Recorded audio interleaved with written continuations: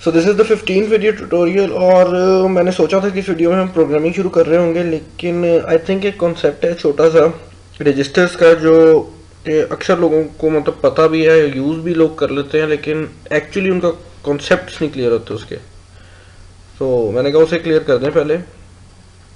Register को ख़तरनाक किस्म की चीज़ नहीं होती। बेसिकली मेमोरी कार्ड आपके मोबाइल में होता है, वो आपको क्या देता है, जगह प्रोवाइड करता है ना। उसी तरह रजिस्टर एक मेमोरी होती है जो कि आपके सीपीयू के अंदर, यानी कि जो प्रोसेसर आपके कंप्यूटर के अंदर लगा होता है ना, चिप सी, उस चिप के अंदर ही होती है। यानी कि आप प्रोसेसर को उतार लेंगे तो रजिस्टर उसके साथ ही उतर जाएंगे।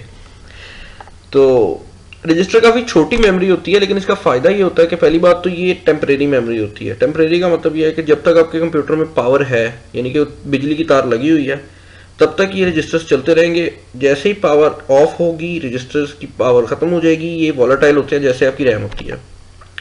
अच्छा, रजिस्टर्स की आगे कुछ टाइप्स होती हैं: general purpose registers, segment registers, instruction pointer, E flags.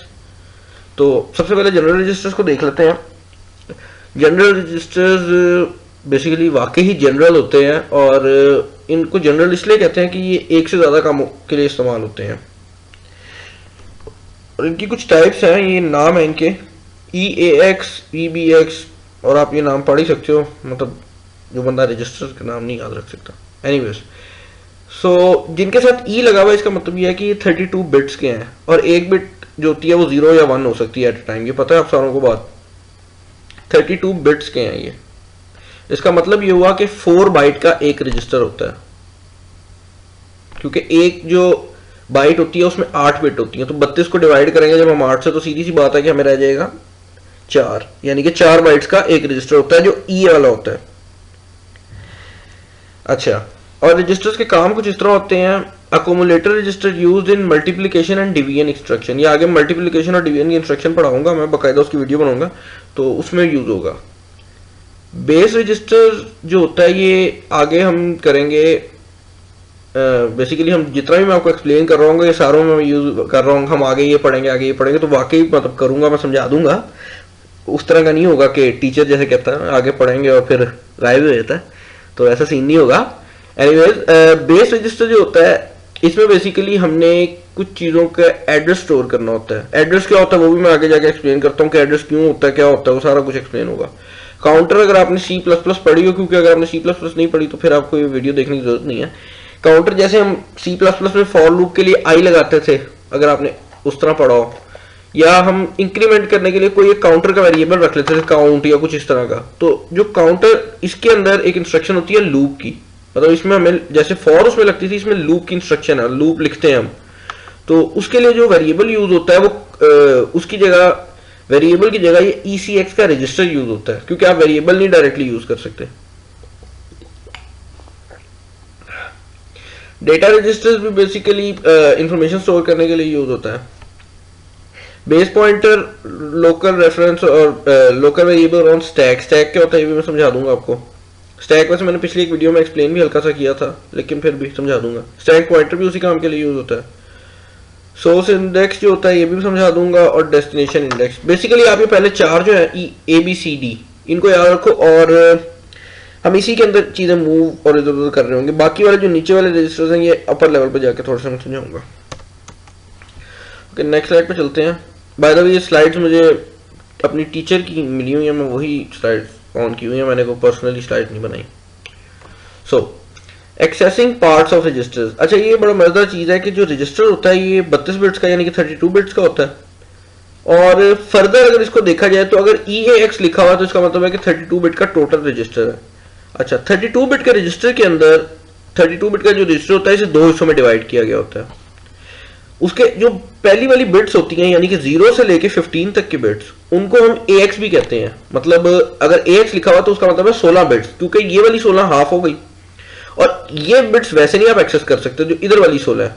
लेकिन इनको अगर आपने सिर्फ एक्सेस करना है तो आप सिंपल AX को लिख सकते हो, आपको EAX लिखने की जरूरत नहीं है। और उसके बाद फिर ये जो AX होता है इसको भी 2 में डिवाइड किया होता है, A लोअर A अपर, यानी कि अकोमुलेटर लोअर और accumulator higher.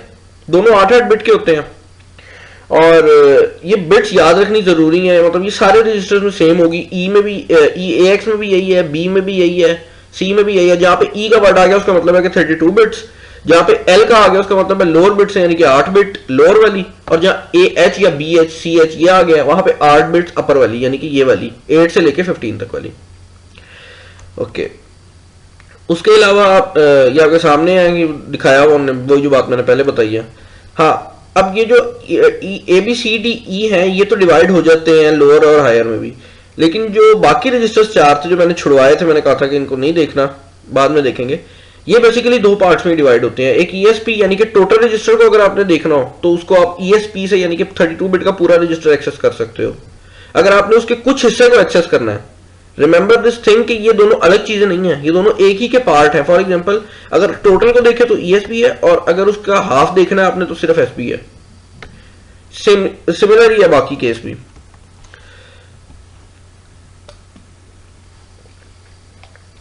Segment registers, 616-bit segment registers indicate base address of a pre-assigned memory areas। अच्छा, सेगमेंट क्या होता है? अगर मैं आपको एक पिक्चर दिखा दूं प्रोग्राम की जो हमने लास्ट टाइम लिखा था तो आपको शायद क्लियर हो जाए कि सेगमेंट क्या होता है, लेकिन आई थिंक मैंने उस प्रोग्राम को ही डिलीट कर लिया क्योंकि I am the best. Okay, anyways I think यहाँ पे हमें मिल जाए शायद प्रोग्राम को ही। बेसिकली मैं सेगमेंट का आपको कुछ इस तरह एक्सप्लेन कर देता हूँ। सेगमेंट हमारा जो पूरा प्रोग्राम होता है ये मेन मेमोरी के अंदर जा रहा होता है, यानी कि आपकी रैम के अंदर, जो कंप्यूटर की रैम होती है ना, उसके अंदर जाके एग्जीक्यूट होना होता है। क्योंकि प्रोसेसर ने अगर किसी चीज पे काम करना है तो उसे किसी जगह पे रख के ही काम करेगा ना। अगर आपने किसी चीज को तोड़ना है या किसी चीज पे कोई काम करना है, कोई भी काम करना है, तो आप उस चीज को कहीं रखोगे तो ही आप उस पर काम कर सकते हो, हवा में तो नहीं कर सकते। सो जो चीज भी हमारा प्रोग्राम है जिस प्रोसेसर ने प्रोसेसिंग करनी होती है वो मेन मेमोरी के अंदर पड़ा होता है।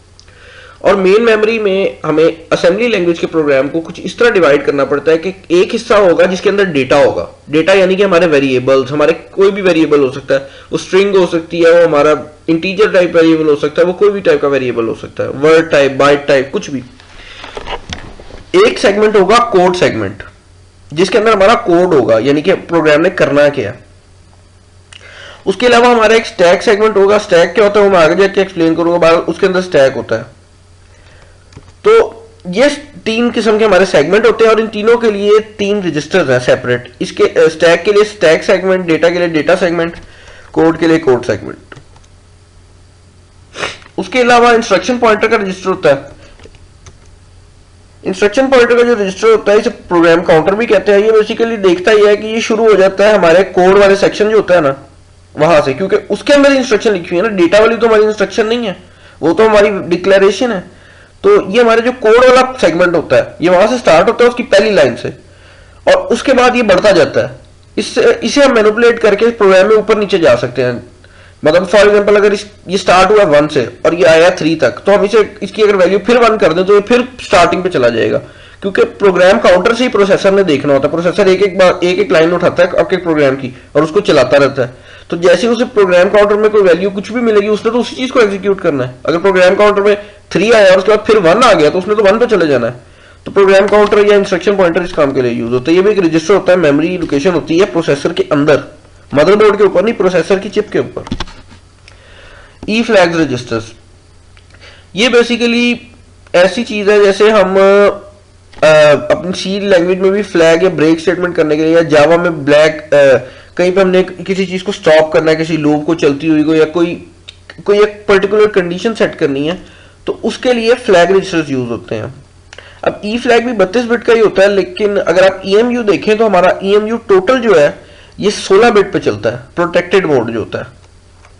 तो जो 16 बिट मोड पे चलेगा, तो इसका मतलब है कि हम जितने भी रजिस्टर्स हैं उनका EAX तो यूज कर ही नहीं रहे होंगे। हम सारी जगह मैक्सिमम जो यूज कर रहे होंगे हमारा AX होगा।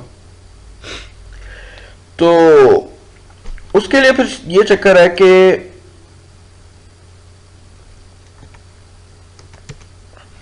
ई फ्लैग हो गया। अच्छा, स्टेटस फ्लैग्स, इसमें स्टेटस फ्लैग अगर देख लें, कैरी फ्लैग जब हमारा 2 नंबरों को हमने ऐड किया और अनसाइंड अरिथमेटिक ऑपरेशन प्रोड्यूसेस अ कैरी, ये बात याद रखें, अनसाइंड, इसमें मतलब नेगेटिव नंबर का कोई हिसाब नहीं है। 2 नंबर को आपने ऐड किया, उनमें अगर कैरी आ रहा है तो वो कैरी शो कर देगा, मतलब 1 हो जाएगा। कैरी फ्लैग याद रखिएगा, फ्लैग की वैल्यू हमेशा 1 या 0 हो सकती है, इसके अलावा कोई वैल्यू नहीं हो सकती। मतलब इसमें 2 नहीं आ सकता, क्यों? क्योंकि ये सिंगल बिट होती है। ये पूरा जो एक रजिस्टर है इसके अंदर हर एक बिट जो होती है वो एक फ्लैग होता है। फ्लैग क्या है बेसिकली, ये किसी ना किसी चीज को रिप्रेजेंट कर रही होती है बिट, यानी कि अगर उस पर करंट आ रहा है यानी कि वो 1 है तो कैरी फ्लैग सेट है। अगर उससे अगली पिन पे 1 आ रहा है इसका मतलब है कि ओवरफ्लो फ्लैग भी सेट है। इसी तरह पिन्स होती हैं, तो अगर उन पर करंट होता है तो इसका मतलब है वो 1 है, अगर उन पर करंट नहीं आ रहा तो उसका मतलब है वो 0 है। साइन फ्लैग, जीरो फ्लैग, और ये क्या होते हैं ये आप इनकी डेफिनेशन यहाँ से पढ़ लें, और इनको एक्सप्लेन करने की मुझे इतनी ज़रूरत नहीं है क्योंकि ये थ्योरेटिकल काम है और इतना तो आप कर ही सकते हो। मैंने बेसिकली असेंबली लैंग्वेज समझानी थी आपको। तो फ्लोटिंग पॉइंट यूनिट, एनीवेज अगर किसी को ये समझ ना आए तो कमेंट्स कर दें, मैं दोबारा समझा दूंगा। फ्लोटिंग पॉइंट यूनिट और ये तो चीज़ें खत्म।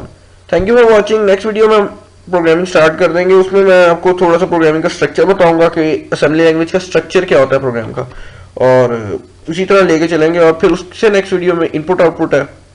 So thank you for watching. Allah Hafiz. Subscribe करें चैनल को, अभी नहीं पहले करें। Okay, thank you.